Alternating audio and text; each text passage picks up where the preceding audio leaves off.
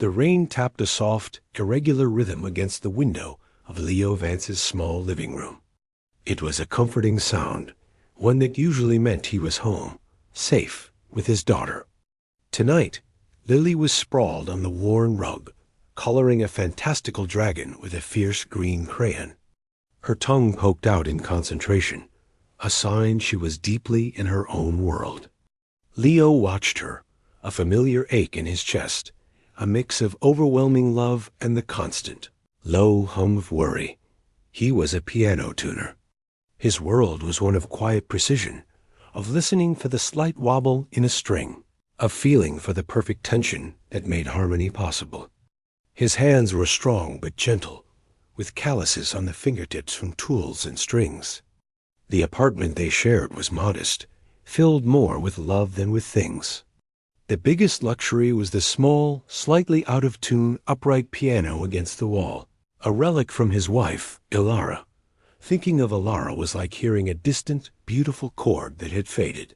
She had been a storm of life and music, with fingers that could make a keyboard weep or sing with joy. Her family, the Sterlings, were from a different universe, one of old money, silent galleries, and expectations as heavy as marble. They had never approved of Leo, the quiet craftsman who'd stolen their brilliant star. When Ilara chose him, and then chose a simple life filled with music, and later, Lily, the Sterlings had largely turned to stone. Only Ilara's grandmother, Evelyn, had maintained a frigid, formal connection, seeing Lily once or twice a year in stern, scheduled visits. Ilara's passing 2 years ago had left a silence in Leo that no music could fill. He'd folded his grief into the daily work of being both father and mother, of tuning pianos and packing lunches, of making sure Lily remembered her mother's laugh. The phone call a week ago had been a cold shock. A lawyer's office, a voice like polished ice. Evelyn Sterling had passed. Her will required the presence of Leo and his daughter. There was no asking, only instructing. A time, a date, an address dot. So on this damp Tuesday, Leo found himself holding Lily's hand tightly as they stood before a building that looked more like a fortress of money than a place of business. It was all gleaming steel and vast sheets of glass. Lily, in her best dress with small ducks on it, looked up, her eyes wide. "Is this a castle, Daddy?" "Sort of, sweetheart," he murmured, pushing the heavy door open. The inside was even quieter, the air cool and smelling of citrus and expensive cleaner. They were led by a silent assistant into a conference room where the long, dark wood table looked like it could seat 20. At the head sat a man in a suit so sharp it seemed to cut the light. To his right was a woman. Leo had only seen her in photographs. Ilara had quietly kept. Cassandra Sterling, Evelyn's niece. She was perhaps 10 years older than Leo, dressed in something sleek and neutral that cost more than his van. Her hair was perfect, her posture straight, and her eyes, as they swept over his slightly too tight jacket and Lily's duck dress, held a look of pure, undiluted assessment. It wasn't just disapproval. It was the look you gave a piece of furniture that had been delivered to the wrong address. "Mr. Vance, please, sit," the lawyer said, not smiling. His name was Mr. Thorne. Leo helped Lily into a giant leather chair that swallowed her small frame, then sat beside her, feeling every inch the intruder. "We are here to execute the final wishes of Evelyn Alexandra Sterling," Mr. Thorne began, his voice dry as old paper. He spoke of trusts, of estates, of holdings in companies Leo had never heard of. The words washed over him, a river of legal language. He kept his hand on Lily's knee, a tiny anchor dot, then Thorne's tone shifted, ever so slightly. Regarding the trust established for the benefit of Ilara Sterling Vance, and subsequently for her issue. One specific conditional clause was appended by Mrs. Evelyn Sterling. Cassandra's lips curled, just at the corners. It wasn't a smile. The principle of the trust. A sum which we will not specify here, but is considerable. is bequeathed directly to you, Mr. Vance, for the sole and exclusive benefit of your daughter, Lily Vance, Thorne said, adjusting his glasses. However, access to these funds is conditional upon the satisfactory completion of a task. Leo's heart, which had been sinking into the plush carpet, gave a dull thud. A task? Cassandra spoke for the first time. Her voice was cool, clear, and cut through the room like a knife. My aunt had a peculiar sense of poetry, and I believe a desire for final proof. Proof of what? Leo asked, his own voice sounding rough in comparison. Thorne slid a single sheet of cream-colored paper across the vast table. Leo had to stand to reach it. On it, in elegant script, was a short paragraph. He read it, then read it again, the words not quite making sense. It states, Thorne explained, as if Leo were slow, that to claim the inheritance, you must perform Frédéric Chopin's Ballade No. 1 in G minor, Opus 23, in its entirety, to a standard deemed technically competent and musically coherent by an independent assessor. The performance must take place on the 1892 Steinway Model D concert grand piano located in the music room of the Sterling residence. You have 3 months from today to prepare. The silence that followed was absolute.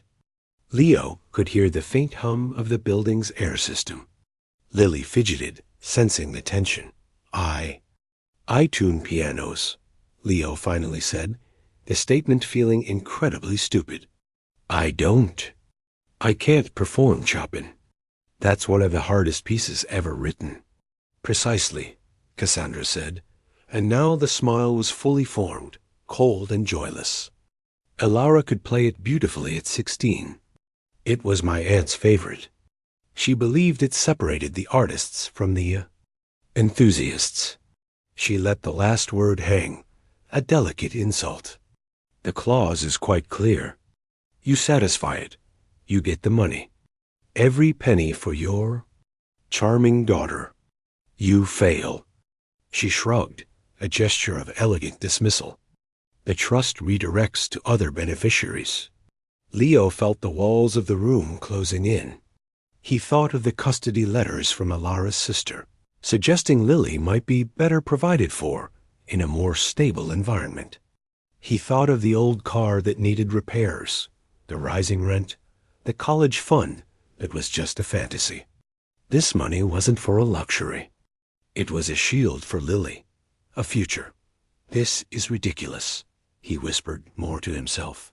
It is the will, Thorne stated flatly. Cassandra leaned forward slightly, her eyes locked on his. She delivered the line as if she'd been waiting her whole life to say it to someone like him. So there it is, Mr. Vance. Play Chopin on my inheritance, every penny yours. She let out a soft, derisive breath. A simple proposition, isn't it? For a man who married into the family for the music. The accusation, so casually flung, hit Leo like a physical blow. He hadn't married Elara for her family's music or money.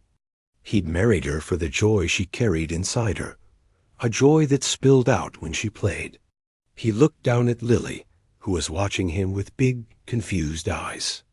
He saw the trust in her face, the complete certainty that her daddy could handle anything. In that moment. The absurdity, the injustice, the sheer weight of the challenge, all crystallized into one simple, unavoidable path. He had no choice. He had to try. For Lily, for the memory of Elara, whom this cruel game was somehow really about. He lifted his gaze from his daughter and met Cassandra's triumphant stare. The fear in his gut was a solid, cold stone. But his voice, when it came out, was surprisingly steady. Okay, he said, the word quiet but final in the silent room. I'll learn. The weight of the promise settled on Leo's shoulders like a lead cloak. The drive home from the Sterling building was silent, with Lily watching the city lights blur past the rain-streaked window. When she finally spoke, her voice was small. Do you really have to play that song, Daddy? Yes, sweetheart. I do, but you don't play songs. You fix them. He managed to smile for her. I guess I'm going to learn how to do both. That night, after he'd tucked Lily in and read her 2 chapters of their book, the quiet of the apartment became his enemy.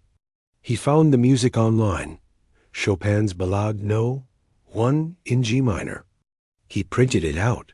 The pages spilled from the printer, a cascade of terrifying complexity.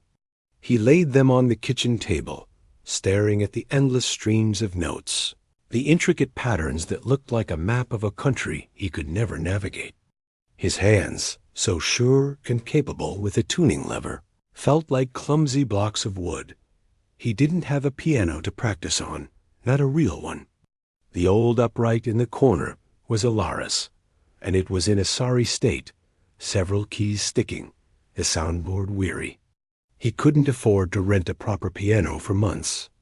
So the next morning, he went to a second-hand electronics shop and bought the best electronic keyboard he could afford, one with weighted keys that tried and failed to feel like the real thing. It was a poor substitute, but it was a start. His life split into 2 exhausting tracks. By day, he was Leo the tuner, driving to clients' homes, disappearing into the familiar, comforting world of harmonics and pin blocks. He'd listen to the slight tremolo in a middle C and lose himself in the work of making it pure. But in the back of his mind, a clock was always ticking dot by night. After Lily was asleep, he became a different man. He would set up the keyboard in the living room, the volume turned low, the printed score propped on a stand. He started at the very beginning. The first few notes were simple, a slow, questioning call. He could manage those. Then the left hand entered, a wandering, complicated pattern of chords and arpeggios. His left hand, his tuning hand, rebelled. It was used to precise individual movements, not this flowing river of notes that he would spend an entire hour on 4 bars. Play, stumble, curse under his breath, reset. His back ached from hunching over the cheap keyboard. His eyes burned from staring at the tiny notation. Frustration was a constant companion, a hot, tight feeling in his chest. Some nights, he'd put his head in his hands and just sit in the silence, the sheer impossibility of it all washing over him twice a week. He had to face the real thing, the Sterling mansion. These were the hardest days. He would pull his old van up to the imposing gate, announce himself, and drive up the long, winding driveway to the vast, cold house. A stern housekeeper would let him in and lead him to the music room. The room was beautiful in a museum-like way-high ceilings, portraits of grim-looking ancestors. And in the center, bathed in light from a tall window, the piano dot. It was the most magnificent instrument Leo had ever seen, let alone touched. The 1892 Steinway D. Its ebony finish was a pool of darkness, its ivory keys waiting. It was a beast, a thoroughbred, and he was a novice rider. Just touching it felt like an act of trespass, and she was always there. Cassandra. She never practiced with him. She didn't offer help. She simply existed in the space. Sometimes she'd be at a small desk in the corner, typing on a laptop, the quiet clicks of the keys a counterpoint to his halting notes. Other times she'd sit in an armchair by the window, pretending to read a financial report, her eyes occasionally flicking up to watch him struggle. Her comments were never shouted, always delivered in that cool, clear voice that carried perfectly in the silent room. The tempo is meant to flow. Mr. Vance, not stumble. That chord should sound like a sigh, not a door slamming. My aunt detested a rushed coda. She said it was the sign of an impatient mind. One afternoon, he was wrestling with a particularly treacherous run of fast notes in the right hand. His fingers tangled, producing a horrible, clashing sound. He stopped, frustration boiling over, and slammed his palm lightly on the keyboard, which let out a jarring clang. From her chair, Cassandra didn't look up from her tablet. Anger won't tune the piano, Mr. Vance, or teach you to play it. He took a deep, shuddering breath. Why are you here? He asked, the question slipping out before he could stop it. Now she looked up, her expression one of mild surprise, as if a piece of the furniture had spoken. This is my home, and I am ensuring my aunt's wishes are carried out to the letter. This performance, it was important to her. I intend to see it through. She paused, her gaze sweeping over him. Or see it fail. The worst part was Lily. He was so tired. The practice ate into the time he usually spent with her. He'd nod off while reading her a bedtime story. He'd forget to sign a permission slip for school. One evening, she wanted to show him elaborate dance routine she'd made up. He was staring at the score, trying to memorize a fingering, and he said, "Not now, Lilybug. Daddy's busy." The look on her face, a little flash of hurt, disappearing behind a brave nod, cut him deeper than any of Cassandra's barbs. He put the music down immediately. "No, I'm sorry. Show me, please." As she twirled and leapt around the living room, a messy, joyful explosion of motion, he felt a pang of guilt so sharp it was physical. He was doing this for her, but he was also failing her, right now, in these small, precious moments. The next time at the mansion, he brought her. He had no other childcare option. Lily sat quietly on a stiff brocade sofa, her feet not touching the floor, clutching her backpack. She watched her father with solemn eyes. Cassandra seemed thrown by her presence. She watched Lily more than she watched Leo.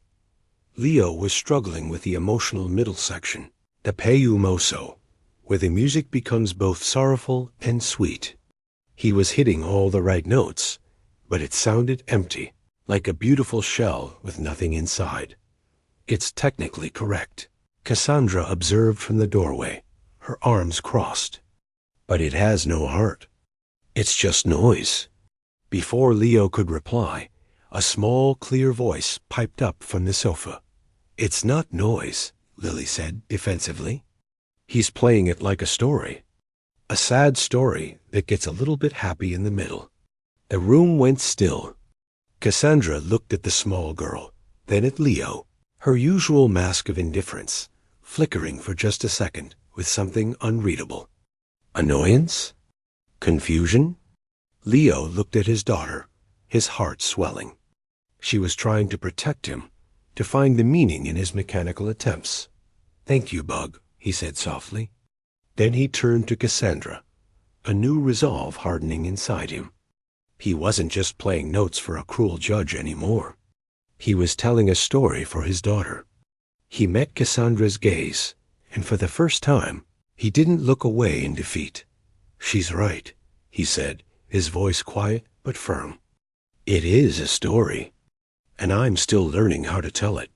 He turned back to the piano, placed his hands on the keys, and started the section again.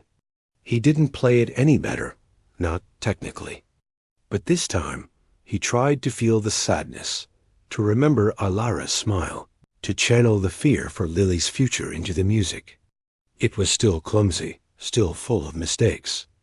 But when he finished the passage and glanced at Lily, she gave him a tiny, proud smile. Cassandra said nothing. She just turned and walked out of the music room, her heels clicking a sharp, retreating rhythm on the polished floor. But she didn't go far. Leo could see her shadow in the hallway, standing perfectly still, listening. The fragile confidence from Lily's words lasted about a day. Reality, cold and demanding, settled back in. The music was a mountain, and Leo was only at the base, his fingers raw from the climb. He began to see the pieces of his normal life crack under the strain. A regular client, a sweet old lady who had a beloved baby grand, called him. Her piano had developed a slight buzz in the upper register. Leo went over, his mind foggy from a late-night practice session. He tuned it, but his focus was split. He kept mentally running through a tricky fingering for the ballade's presto section. When he finished, The buzz was gone, but the overall tuning was serviceable. Not perfect. Not Leo perfect. The lady paid him with a kind smile, but he saw a flicker of something else in her eyes. Maybe disappointment. He drove away feeling like he'd betrayed his own hands. Then came the letter from the school. Lily's teacher was concerned. She was daydreaming in class. Her homework was incomplete, and she'd gotten into a small argument with another child over a set of markers. The teacher noted, "Lily seems preoccupied and mentions her father is very busy with a big test." The words were a punch to Leo's gut. He was failing. He was failing at his work. He was failing as a father, and he was absolutely going to fail at playing this impossible piece. The custody hearing was now a month away. His sister-in-law's lawyer had filed more paperwork, emphasizing Leo's unstable and increasingly obsessive pursuit of a dubious inheritance, citing the long hours and the impact on Lily. He felt trapped in a narrowing tunnel. With the roaring sound of the piano at the end, his practice sessions at the Sterling mansion became more desperate. He was past the point of learning notes. Now he had to make music out of them. And he couldn't. He played the beautiful lyrical sections with all the emotion of a metronome. The furious, passionate passages sounded angry and clumsy. Cassandra was a constant silent critic. She had taken to bringing a small notepad. She wouldn't speak, just occasionally jot something down. The quiet scratching of her pen was worse than her insults. It felt like a judge writing a death sentence. One Tuesday, everything broke. Leo had brought Lily again.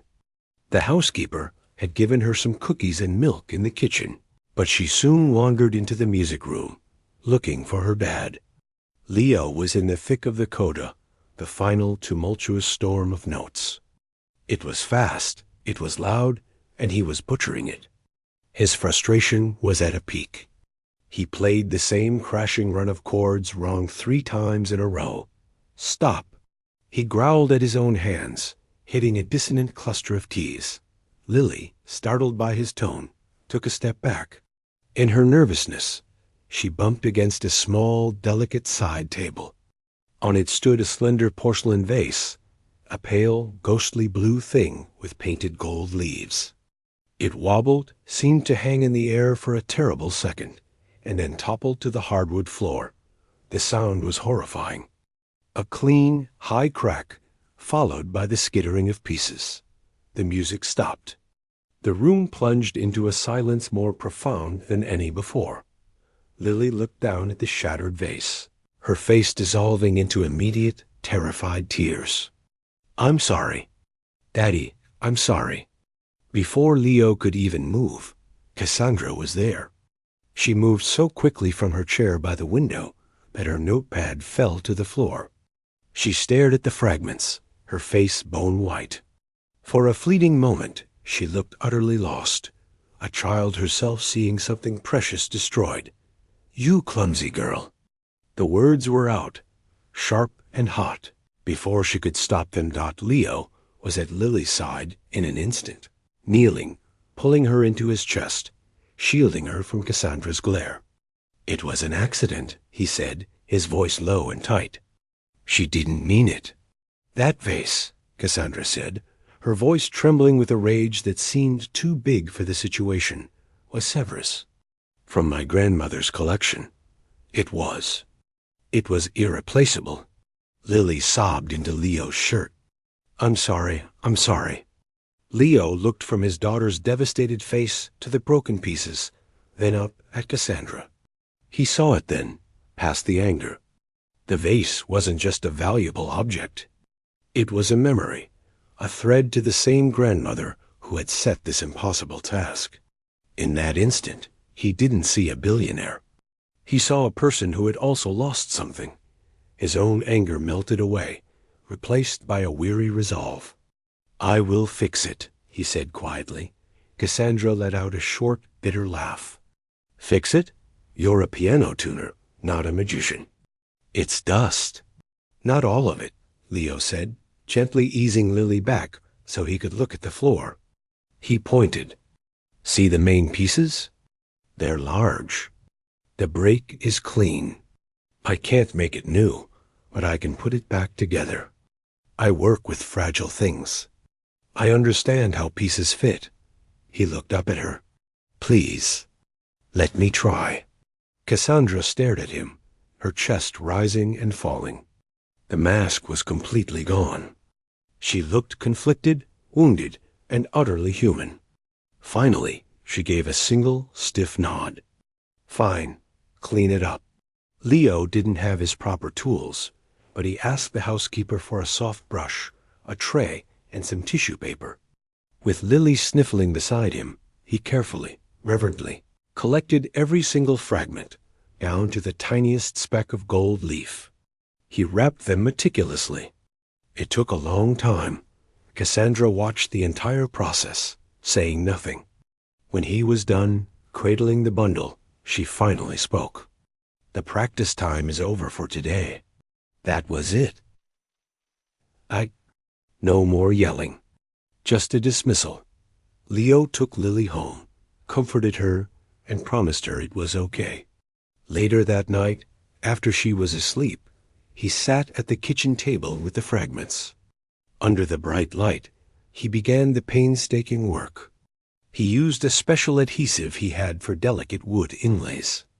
It was slow, exacting work, requiring a steady hand and infinite patience, the same skills he used to seat a piano string perfectly. He didn't see a vase. He saw a puzzle, a broken system that needed to be made whole again. That it took him 3 nights. When it was done, the vase stood whole, but it was covered in a spiderweb of fine, dark hairline cracks. It would never hold water again. It was fragile, flawed, but it was together. The gold leaves were chipped, telling the story of the break. 2 days later, he returned to the mansion for his next practice session, the repaired vase in a box. Cassandra was in the music room, alone. She looked at the box he placed on the side table, but didn't open it. I'd like to show Lily something, Leo said, his voice calm. Before I start. If that's all right. Cassandra gave a curt nod. Leo brought Lily in. He knelt beside her and opened the box. He lifted the vase out. Lily's eyes filled with fresh tears. It's still broken, she whispered. It's repaired, Leo corrected gently. See, all the pieces are home, but the cracks are part of it now. They're not something to hide. They're proof it survived. He looked at his daughter, then his gaze flicked to Cassandra, who was watching, utterly still. Sometimes when things break, you can't make them like they were before. You just have to put them back together with care, and the broken places become part of the story. A different story, but still a good one. He placed the vase back on the table. It stood there, visibly mended, undeniably damaged, yet still holding its shape. Leo turned to the piano. He didn't launch into the Chopin. Instead, he sat down and played a simple, silly tune he often played for Lily, a made-up song about a dancing frog. It was goofy and light, filled with wrong notes that were meant to be wrong. Lily giggled, the sound like bells in the solemn room. When he finished, he looked up. Cassandra was no longer looking at him or the vase. She was staring out the tall window, her back to them. Her shoulders were rigid, but one hand was pressed to her mouth. Come on, Bug, Leo said softly to Lily. Let's let Miss Sterling have some quiet. We'll come back another day. As they left the room, Leo glanced back. Cassandra hadn't moved. She was still standing there, a silhouette against the gray light, alone with the piano and the fractured, repaired vase. The air in the mansion felt different. The walls didn't seem to press in as much. Something had broken, but something else, something quiet and uncertain, had begun to be put in its place. The house felt different after the vase. Not friendly, but the sharp, cold edge had softened into something more like a quiet watchfulness. When Leo and Lily arrived for the next practice session, The repaired vase was back on its table, a small, clear display of its mended cracks. The housekeeper, Mrs. Higgins, offered Lily a lemonade and a sketch pad in the kitchen without being asked. It was a small thing, but it felt like a door cracking open. Leo's practice, however, had hit a wall. He could play the notes of the Chopin. He had memorized the entire sprawling structure of the ballade. He could get from the first quiet question to the final thunderous chord without stopping. But it was empty. A teacher he'd scraped together money to consult for a single lesson had said it plainly. You play the map, not the journey. You need to find the heart of the piece, or it's just a very difficult exercise. He didn't know how. The heart felt locked away in a room he didn't have a key to. The looming custody date mixed with the performance date, creating a sludge of dread in his stomach. He was going through the motions for Lily, but hope was a distant, faint star. One afternoon, Mrs. Higgins approached him as he was packing his sheet music. "Mr. Vance," she said, her voice hesitant. There's a storage room up on the 3rd floor. It has some of Miss Alara's old things from when she lived here as a girl, Mrs. Sterling. The elder Mrs. Sterling. She couldn't bear to sort through it. I thought, perhaps. Leo's throat tightened. Alara's things. He hadn't seen anything from her childhood home. All her personal items were in their apartment, worn and loved. This would be from a different life. He glanced at Cassandra's closed study door, then nodded. "Please. I'd like to see." The room was under a dusty skylight, filled with trunks and boxes. One medium-sized cardboard box was labeled simply, Alara, School. Inside, he found the expected things. A faded ballet slipper, a ribbon from some long-ago race, textbooks filled with energetic doodles. And at the bottom, a hardbound notebook with a marbled cover. He knew that notebook. It was the kind she'd always used for her musical thoughts. His hands shook as he opened it. It wasn't a diary. It was a musical journal. Notes on pieces she was learning. Ideas for compositions. And there, in the middle, several pages dedicated to Chopin's Ballade No. One dot, he sat on the dusty floor, the light from the skylight falling on the page in a soft beam. He read her handwriting, the loops and dashes so familiar it made his eyes sting. Asterisk. Grandmother says this piece is about loss. She's wrong. Or she's only half right. The beginning is grief, yes. That quiet, lonely question. But then, listen. The music gets angry. It fights. It remembers something beautiful and tries to claw its way back to it. It's not just accepting a loss. It's raging against the dying of a light. The coda isn't a surrender. It's a war.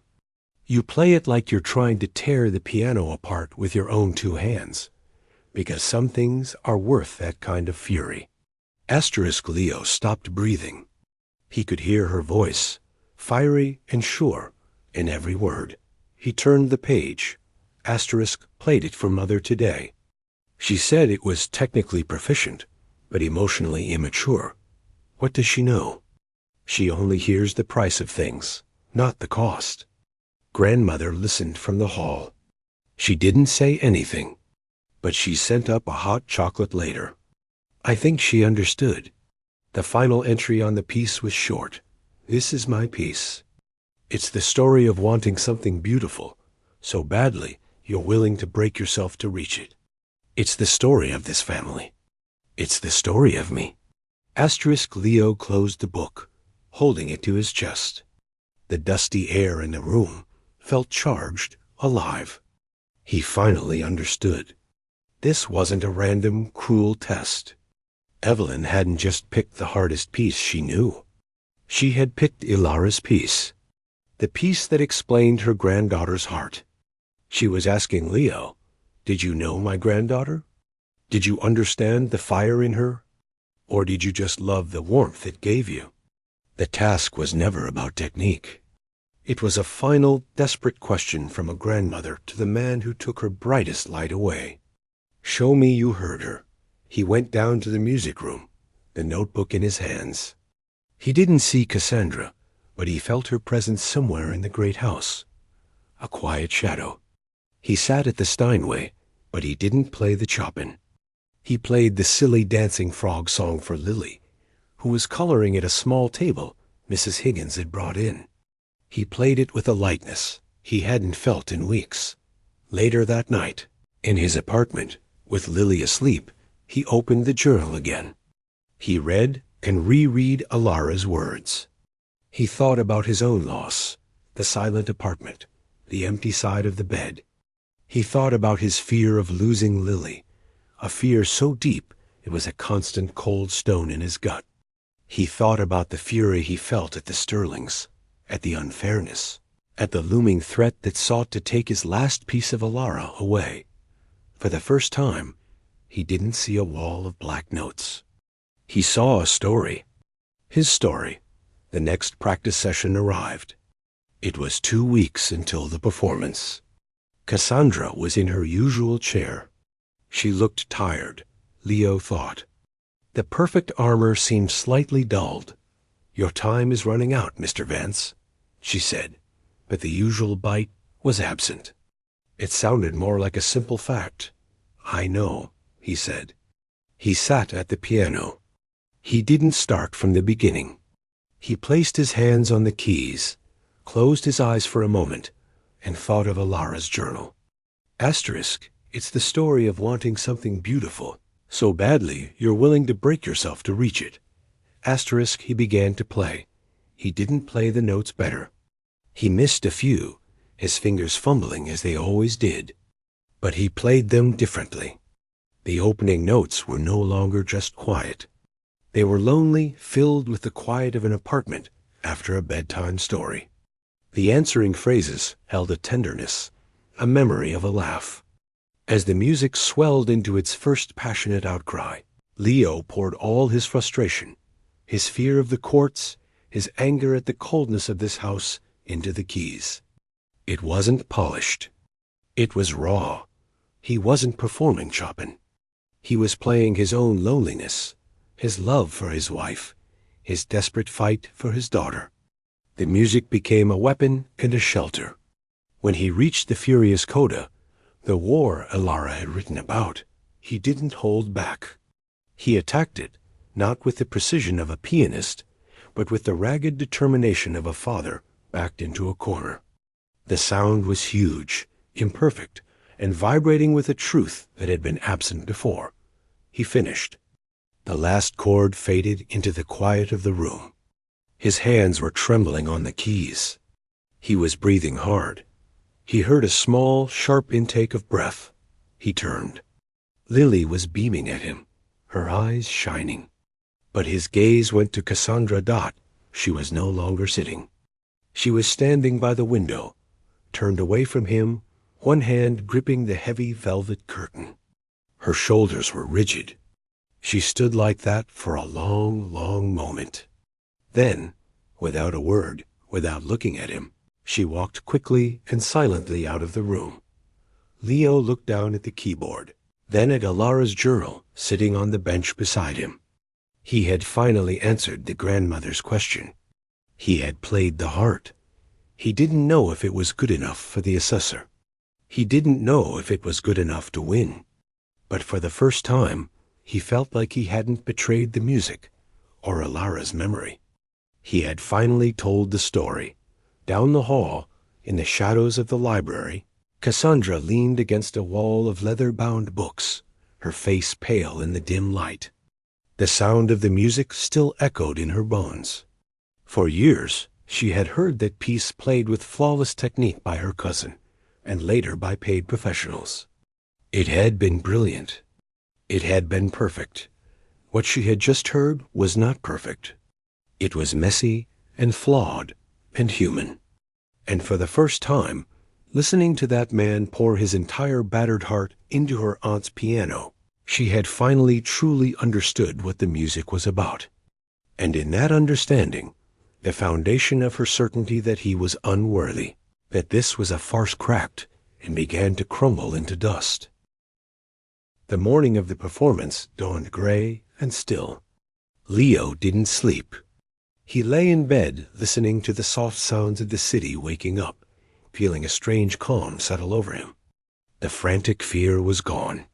He had done everything he could. He had found the heart of the music. Whatever happened now, Lily would know he had fought for her with everything he had. He made her favorite pancakes for breakfast, the shapes coming out lopsided and silly. She ate them with solemn excitement, dressed in her best dress with the ducks, now slightly too short at the wrists. "Are you nervous, Daddy?" "A little," he said, which was a vast understatement. "But mostly I'm ready to be done. Ready to just be your dad again." She came around the table and hugged him tightly. "You're the best dad." The drive to the Sterling mansion was quiet. The gates swung open silently. The house felt like it was holding its breath. They were shown not to the music room, but to a small sitting room. Mr. Thorne, the lawyer, was there, looking as dry, compressed as ever. An older man with kind eyes and a neat beard sat beside him, the independent assessor, a retired music professor, and Cassandra was there. She wore a simple, dark dress, her hands clasped tightly in front of her. She didn't look at Leo when he entered. She looked at Lily and gave the smallest, most tentative nod. Lily, brave girl, gave a tiny wave back. "The terms are clear," Mr. Thorne began, as if they needed reminding. "One complete performance. Assessment to follow immediately. Miss Sterling and I will be observers. Lily may wait here with Mrs. Higgins." "No," Leo said, his voice firmer than he felt. "She comes with me. She's the reason I'm doing this." The assessor, Dr. Roshan, smiled gently. "I have no objection." Cassandra said nothing, just turned and led the way down the long hall to the music room. The room was arranged differently. Chairs were set up in a small semicircle facing the piano. The light from the tall window fell directly on the Steinway, making its ebony surface gleam like deep water. It looked both magnificent and like an instrument of execution. Leo's mouth went dry. His hands, which had felt steady all morning, began to tremble. He saw the music on the stand, the pages he knew so well. They were etched on the back of his eyelids. The sheer scale of the task crashed over him one final time. He felt a small, warm hand slip into his. Lily looked up at him, her eyes wide but trusting. "You can tell the story, Daddy," she whispered. He squeezed her hand, then walked to the piano. He sat on the bench. He adjusted it slightly, a tuner's habit. He placed his hands on his knees, took a deep breath that shuddered in his chest, and then lifted them to the keys. He didn't look at the assessor. He didn't look at Thorne's impatient face. He didn't look at Cassandra's unreadable expression. He looked at the piano, and in his mind he saw Lara's journal. He heard her voice. Asterisk. It's the story of wanting something beautiful so badly you're willing to break yourself to reach it. Asterisk, he began. The first notes were soft, a question mark hanging in the silent air. But this time, they weren't just lonely. They were specific. They were the quiet of his apartment after Alara was gone. The left hand entered, not as a difficult pattern to be conquered, but as a wandering, searching memory. He played the gentle, lyrical theme, thinking of Lily's laugh, of her small hand in his. The music swelled, and with it came the struggle, the long, exhausting fight against grief, against the courts, against the crushing weight of the Sterling's world. His fingers, driven by months of dogged practice, carried the emotion. They stumbled in a few places. A run in the right hand wasn't perfectly clear. A chord transition was heavier than it should be. But something was happening in the room. The music was no longer a series of notes. It was a confession. It was a man pouring out his love and his fear and his stubborn hope into a language of sound. When he reached the passionate, rebellious sections, he played with a raw power that made the great piano shudder. This was his fury at the injustice, his defiance. This was the war. He lost himself in it. Time bent and stretched. He was aware of nothing but the story he was telling of love lost, of a precious life to protect, of a fight to the last ounce of strength. As he stormed into the final devastating coda, he wasn't thinking of technique. He was thinking for Elara, for Lily. His hands flew across the keys, pounding out the chords with a physical force he didn't know he had. It was chaotic, it was thunderous, it was a live dot, and then the last crashing chord dot, it echoed, vibrating in the strings, in the floor, in the bones of the listeners. Then silence, a profound, total silence. Leo's hands dropped to his lap, heavy and spent. He was breathing hard, his heart hammering against his ribs. He slowly lifted his head.